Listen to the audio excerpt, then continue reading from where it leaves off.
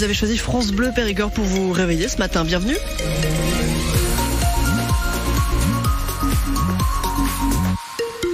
Le journal de 8h, c'est avec vous Louis de Bergevin.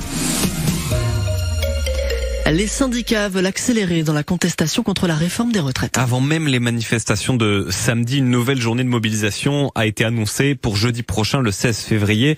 Annoncée hier par l'intersyndicale. On en parle justement ce matin avec le secrétaire général de la Confédération Force Ouvrière. Bonjour Frédéric Souillot. Bonjour, merci de m'inviter. Vous êtes à Périgueux ce matin pour rencontrer des militants et justement contre la réforme des retraites, les manifestations mobilisent particulièrement dans les petites et moyennes villes.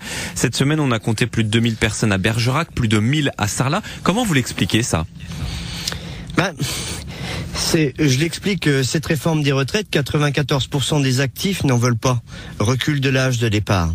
Et pour une fois, les explications que nous avons données, les organisations syndicales et l'unité de cette intersyndicale qui est pleine et entière, font qu'il n'y a plus la grève par procuration. Les gens se mobilisent et disent on ne veut pas de recul de l'âge de départ ou d'allongement de la durée de cotisation.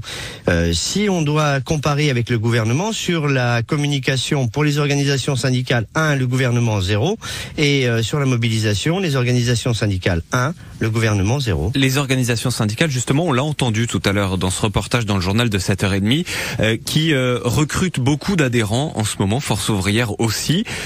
C'est dû à quoi ? C'est dû à l'unité entre les syndicats contre cette réforme ? Alors, l'unité syndicale, alors elle a débuté mi-juillet. Et à l'époque, on ne parlait pas de la réforme des retraites. Le premier communiqué de presse où il ne manque aucune organisation syndicale, c'était sur la loi pouvoir d'achat. Après, le 9 septembre, ça a été sur l'assurance chômage. C'est sur la politique que veut mettre en place ce gouvernement et cette majorité, où on fait recul de droits sociaux. Et puis, quand on nous parle d'équilibre et de partage, pour l'instant, le quoi qu'il en coûte, la facture, c'est seulement les travailleurs qui la payent. Alors Frédéric Souillot, est-ce que vous appelez à des méthodes plus dures contre la réforme des retraites ? Pour l'instant, le gouvernement dit qu'il ne va pas bouger. Est-ce que ça risque pas aussi de fracturer le front syndical ?